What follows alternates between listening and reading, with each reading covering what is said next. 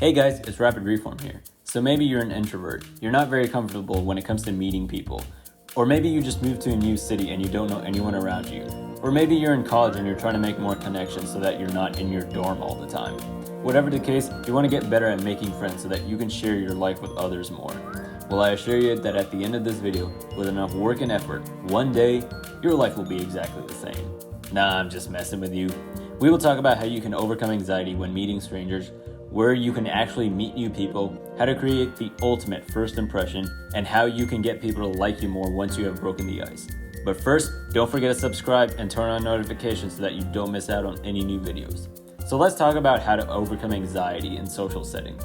Have you ever been to a party or an event and thought to yourself, oh god, there's so many people looking at me. I really hope I'm not acting like an idiot right now.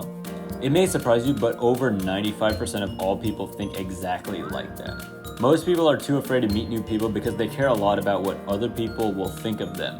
So most will start using their cell phone to dodge the conversation and avoid awkwardness. That is the problem. You cannot be too invested in what other people think of you. That is what makes you awkward and creepy because it does not allow you to build up your personality and character to what you want it to be. So what do you do about that? You have to be more invested in what you think of yourself than what someone else thinks of you. Try asking this question. If I didn't care about what he or she thinks, what would I do right now? And then go do that. Now don't take this the wrong way. That doesn't mean you don't care at all about the other person. That would be selfish. It means you have to prioritize how you feel about yourself and then mind your peers. It's about finding that healthy balance about how you perceive yourself and how others perceive you. Of course, you can't put it in numbers, but I think you get what I'm saying.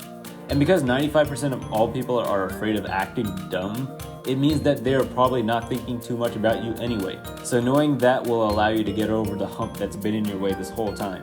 And that is how I overcame social anxiety, and I guarantee you can do the same. Now let's talk about where you can meet new people. A very common place that many of us go to meet new people is bars. Now there's nothing wrong with going to bars, but I assure you it's not the best place for everyone. More often than not, it's pretty loud in there and a lot of people are drunk, so they can't really have a conversation with you. And also, if you're like me and you aren't a huge party person, what makes you think that you will find good friends with someone who probably loves to party? I mean, that's probably why they are in a bar. Again, I am not saying that you should not go to bars to meet people. The point I'm trying to make is that you should pursue things that match your personality and interests. That is where you will meet like-minded people that you will get along with. For example, I love to run, so I joined my local cross-country and track teams where I found other people who love running as well. And when I go running with them, I'm able to have long-lasting conversations that bring me closer to my fellow runners. If you love to draw and make crafts, you should find a local art club where you can share your ideas and creations with other people. You can also learn new ideas from others and how to make new things you probably didn't know about, which of course allows you to bond with others. Again, the bottom line is that you should pursue what interests you, and that will surround you with like-minded people who you are much more likely to get along with. Okay, so now that you have an idea of where you should go, it's time to actually break the ice and make a first impression. I know, it sounds super exciting, right? Well, so should you. There's a saying out there that the first impression that people have about you is usually the impression that they keep of you forever. So whenever you meet someone new, it is very important that you show him or her that you are an enthusiastic person. Of course, you are not trying to put on a show, but you also cannot sound like you just got out of bed. Would you want to meet someone who talks like a zombie and has almost no expression in their words? Exactly, you get the point. Another important tip with creating first impressions is to have relaxed and open body language. Generally, that means that you should stand or sit up straight with your shoulders back and do not cross your arms, legs, or feet. And of course, don't forget to smile or at least have a grin on your face. I actually have a whole video about portraying confident body language, and I'll put a link to it in the description.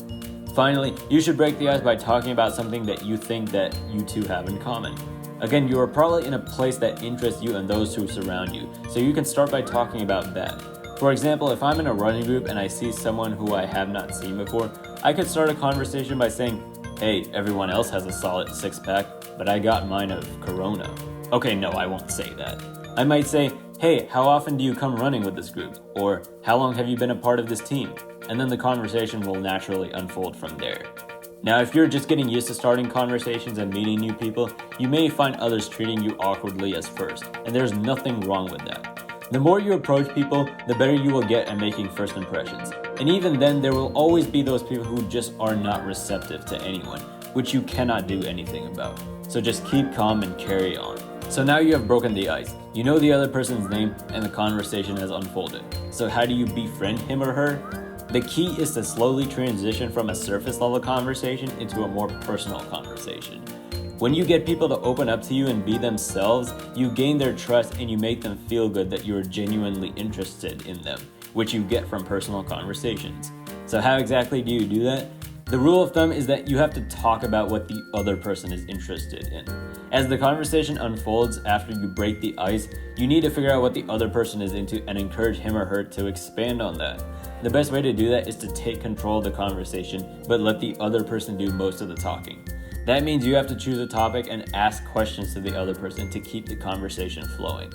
Generally, the person who asks more questions will have greater control of the conversation. Now, to be clear, if you only ask questions, then you will end up interrogating the other person. So whenever the other person stops talking, you should follow up with a statement and then a question. Another important tip is that when you ask questions, you have to focus on their emotions and not on what they actually say. Try to see things from the other person's perspective and ask questions based on how they think. Here's an example. I really enjoy running 5Ks. I ran 5Ks all throughout high school, and I even became one of the fastest guys in my region. I don't care if it's a trail race, a road race, or on a track. The 5K is my favorite race length. In fact, if it's on a track, I can run my fastest time since it's flat and I can wear super light spikes. Now I can say, wow, that's awesome. My favorite race on the track is a mile. It's short enough that I can run a solid race, but also not too long that I get bored of running laps over and over. So what's your training plan before a race? And then the other person can talk about what they do in the weeks and months leading up to a race, which will let them talk for quite a long time. Again, the key is to get the other person to open up by having a personal conversation, asking questions, and let the other person do most of the talking. If you do all of those, I guarantee you the chances of you befriending someone that you have just met will skyrocket. And remember, there will be a lot of people who will open up to you and a lot of people who don't. You don't have to be friends with everyone, but you have to be friendly to everyone. So apply what you have learned and the results will take care of themselves. So let's recap what we talked about in this video. In order to overcome anxiety with meeting people, you have to care more about what you think of yourself and then mind how others will think about you. Don't forget that almost 95% of all people are thinking about themselves, so there's really no need to be concerned with how other people may perceive you at first. Also, the best places to meet people are in groups that match your interests. Pursue what you want to pursue, and you will be surrounded with like-minded people who have similar interests as you do. And to make the ultimate first impression, you have to be enthusiastic, have open and relaxed body language, and break the ice by talking about something that you think you have in common with the other person. It is totally fine if other people are not receptive to you at first. What matters is that you express who you really are and carry on with whatever results you get. Finally, to befriend people more often, it's all about moving into a more personal conversation where you can seek out emotions in the other person. Remember to take control of the conversation by asking questions and let the other person do most of the talking. Did you find value in this video? If you did, leave a like down below. What drawbacks do you have with meeting people? How do you break the ice when you meet someone new? Where do you like to meet people? Share your thoughts in the comments below. Remember to subscribe and turn on notifications so that you can rapidly reform your life for the better. Thanks for watching, have a great day, and go make a new friend today.